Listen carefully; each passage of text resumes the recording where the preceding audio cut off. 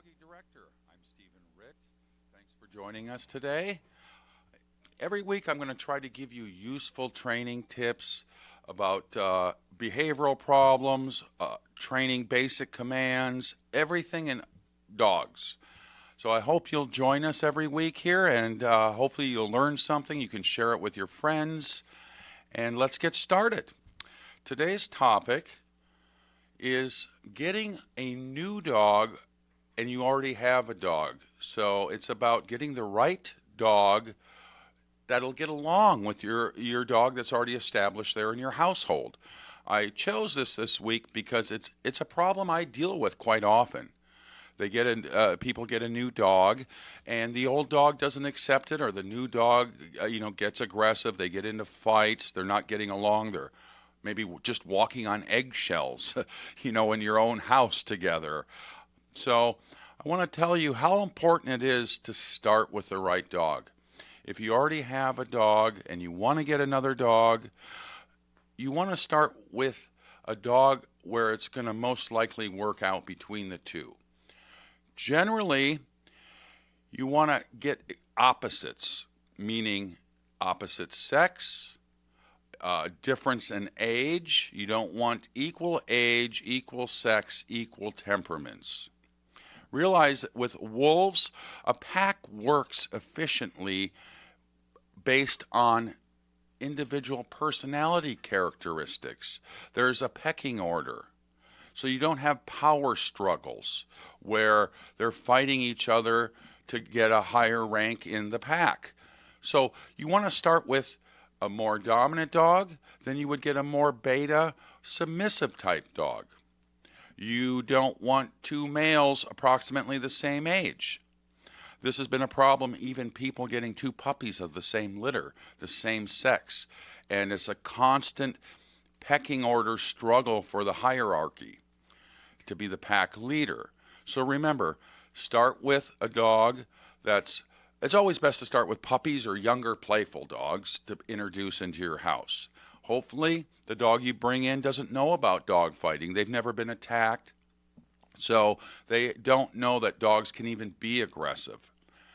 You want to start with the right breeds also. You want to consider certain breeds have been bred to do certain things, including work together as a team or a pack, such as hound dogs. All the different hounds are more social with other dogs. Generally, now I'm going to speak in generalities. Obviously, there's always exceptions to every case. But hounds have been bred to work together. There's other breeds.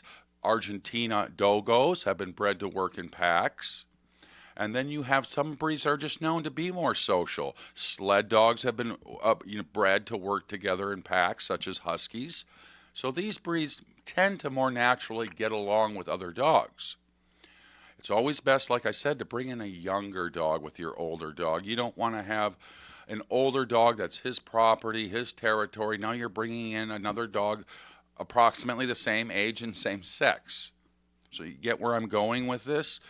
It's very important to start with the right dog because you want it to be a loving, nice relationship, not only just to get along. You want it to go, hopefully, as far into a loving relationship as possible, your pets together. So the other thing you want to consider is never introduce that new dog right away into your older dog's territory. You should find a neutral territory. Use a friend to help you or a family member and introduce them on leash away from the house to start with. Remember, dogs are territorial aggressive. There's only two types of aggression that dogs display. It's predatory and territory. Dogs can become territorial over their owners. See, things become extensions of their territory. Your automobile, you yourself. Keep that in mind. What I'm going to tell you also applies if you are pregnant, about to have a new child, a baby, and you have your loving companion that's been with you for years. How do I introduce the baby to the new dog? Remember, dogs fight, and I deal with this a lot. Even dogs that have lived together for a while all of a sudden start fighting. Realize the reasons that cause the fights. It's always over one of several things: jealousy, food, and toys. So part of what you need to do is make sure your environment's free. Initially, your dog's favorite toys, that could cause a fight on the ground. Be careful feeding them together, dropping treats. These can cause fights. Remember, if your dog has a history of being nice and friendly with this new dog, such as introducing them on neutral territory, they hike together where there's distractions around, so the attention's just not on each other. As if you brought that dog home, your old dog, all his attention's going to be on that new pet. So besides being on neutral territory, you have distractions where all the focus isn't on each other. They'll look and smell at what's going on around them. This also helps because they start forming their pack now. They're walking together. They're seeing things together. And when you first introduce new dogs, you should only let them get nose to nose. You don't want to get tangled with a leash. You don't stay in one place too long. You move, you stop, you move. Let them see things together, and pretty soon they're in coordination with looking at things, checking things out. Let them drink water together and start forming a little bit of a bond. So if you have a few days of them getting along, then they get in a little scuffle, it's better than if right from the beginning you set a precedent where they fight. It's just like with people. If someone you just met started insulting you, getting in your face, being aggressive, you're less likely to take it than if it's from a loved one or a friend or someone you know. So keep that in mind. Start getting the bond going, the pack mentality going before you even really move them in. If you're getting a dog from a rescue, maybe they can have someone bring it a few times. Let the dogs get to know each other on neutral territory before they make the full move into the house with the new dog. And this is even if, you're told the dog is not a dog fighter or is friendly. Dynamics change once you bring that dog in the old dog's territory and house. You should never, ever let the old dog see you give the new dog lots of praise right away. Remember, this new dog's just coming in your house. He doesn't know how things are, how you are. You should always get your older pet to associate the new pet or the baby with praise. So every time they come to check out the dog, praise the new dog, praise the old dog, let them know it's good.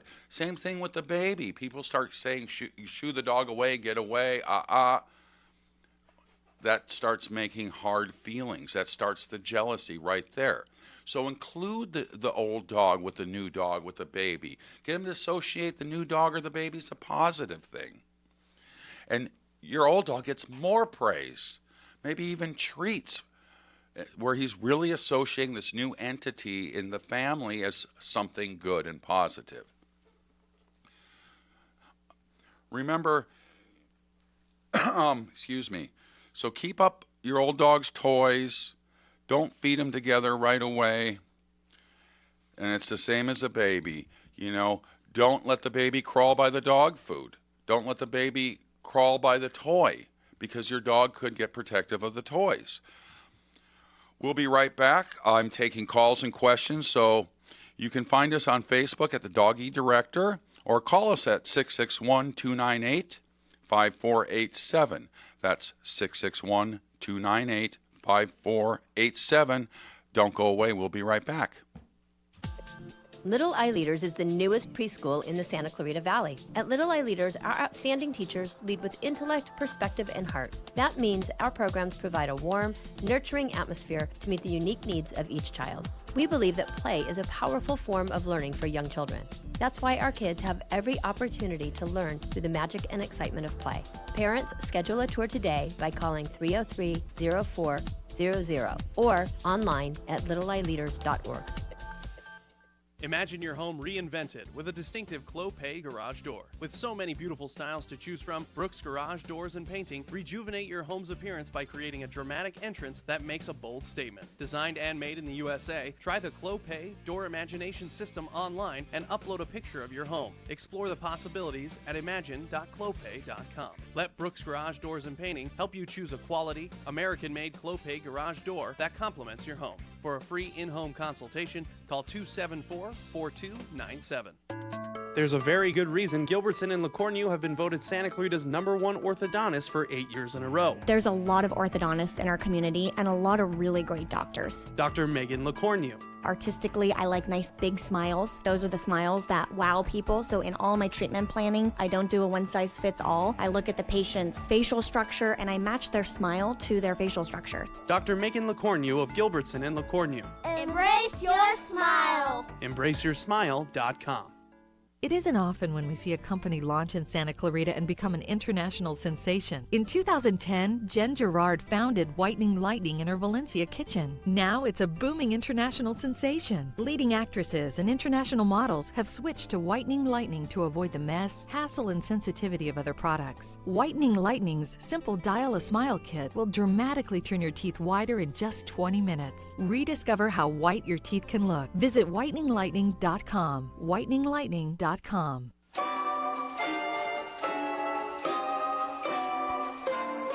RV Repair has the largest selection of popular and hard-to-find accessories and parts for your RV or camping trailer. At the same location in Santa Clarita for almost 50 years, Dave and his team haven't seen an RV issue they don't have a fix for. You don't believe me? Call them at 661-252-2470 with any issue that you might have, and I'll bet they have a solution for you. RV Repair offers free insurance repair quotes, warranty services, RV appliance repairs, hitch installations, and so much more. On-site dumping and propane services are also available, along with RV storage. Don't go to the big RV warehouse places. Keep it local and call for pricing and more information at 661-252-2470. Check them out on the web at www.rvrepairspecialist.com. That's www.rvrepairspecialist.com.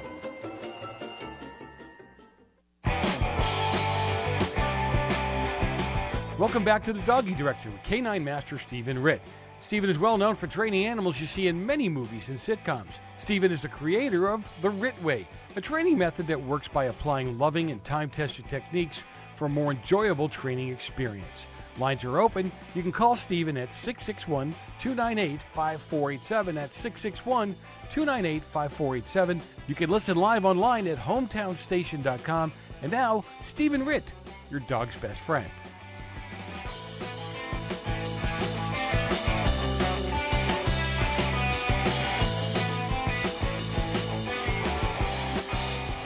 We are back. I hope you're enjoying the show. I'm Stephen Ritt. I'm your Doggie Director. Today we've been talking about introducing a new dog with your old dog, and also if you are expectant mother and you're having a baby, how do you introduce your pet to the new baby so it works out and the dog loves the baby, your old dog loves the new dog. I hope you've been following us so far. If you're just joining us now, I'll just recap a few things real quick. When you get your new pet, the main thing, or the new baby, is your older dog associates the new pet or the baby as a positive thing, meaning whenever they come to check it out, you're going to praise them more. Get them to associate the new dog, the new pet, as praise. It's not just shooing them away, correcting them, leaving the dog with bad feelings. Your dog should always get more praise. They don't know if the new dog and the baby doesn't understand a lot at this point or is familiar with how you do things. So you should not create jealousy by making a big deal in front of your old dog with the new dog or the baby. Your old dog should get the majority of the praise to start. Then, of course, when your older dog's not around, you can, get real baby talk and get real excited about your baby or the new dog. But to start with, you should not do that because that will create the jealousy. And remember, the three main things that cause turmoil or fighting or can get a dog bit or the baby bit is the jealousy, the toys on the ground, or food. Those are the main reasons dogs fight. I've had to deal with a lot of dogs that have lived together for years. All of a sudden they're fighting and they have to keep them separated. And it's always one of those factors. So keep that in mind. I'm going to take a couple questions here before we run out of time like last week. I have Leslie Pirelli. What do you do to determine the personality of a puppy or a dog when searching for a good family member? Are there certain tasks you do to determine they will be a quick learner or a guard dog when choosing a dog? There's a battery of temperament tests you can give young puppies, because even within the same litter of purebred dogs, no two dogs are alike, just like no two people are alike. Every puppy and dog has their own individual personality characteristics, even within the same litter. This kind of ties into what we were talking about, bringing in a new pet to your pet. If your dog is a dominant dog, make sure you're not getting another dominant dog around the same age. You want a more submissive pet. A couple things you can do with puppies to determine their personality is you can hold them on their back. How are they content on their back with their legs up? Are they just loving to being pet? Do they start squirming? How quick do they start squirming to get away? Then there's various other things you can do to see the outgoingness. You can put them on a little tiny crate. Of course, if they jumped off, they wouldn't hurt themselves. See how quick and daring they are just to dive off. Is there anxiety they might show before they get off? So we have a lot of different things we can do to temperament test and personality test dogs. You can also, when you're choosing a puppy, watch them interact with the other puppies in the litter. That will tell you a lot, which ones are more dominant, which ones are more submissive, which ones are more calm, which ones are more excitable. As I mentioned before, certain breeds have certain characteristics. Your hound dogs are going to get along better with other dogs. They've been bred to work in packs. Same with sled dogs. Your huskies, malamutes, they've been bred to work together. So generally, they're going to be more social with other dogs. We see a lot of terriers that don't do well with dogs. I've worked with packs and films and TV together, and with big dogs, pit bulls, they're the largest breed of terrier. The Airedale is the tallest breed of terrier. But it's the little dogs that are the troublemakers. So, sometimes getting a bigger dog doesn't mean more trouble with your old dog or the baby. A lot of these terriers, they're very excitable. They have high prey drive. Generally, with a baby, you want a more calm dog.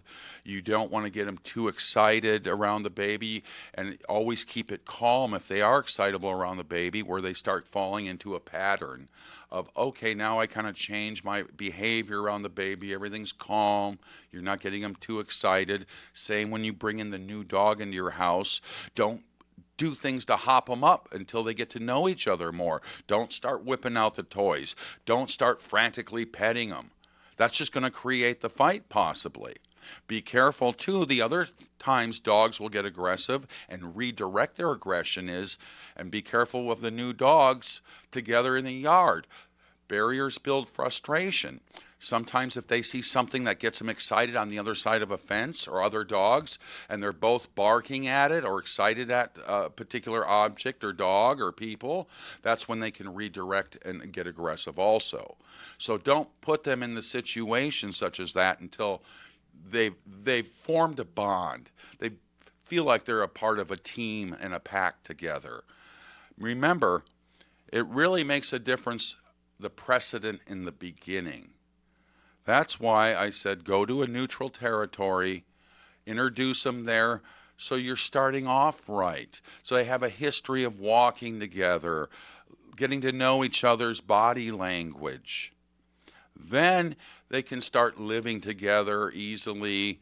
You should always have a second person there too in case they do fight. But remember, try to keep it simple. Control the environment as much as possible at first till they do form a friendship and a bond with each other.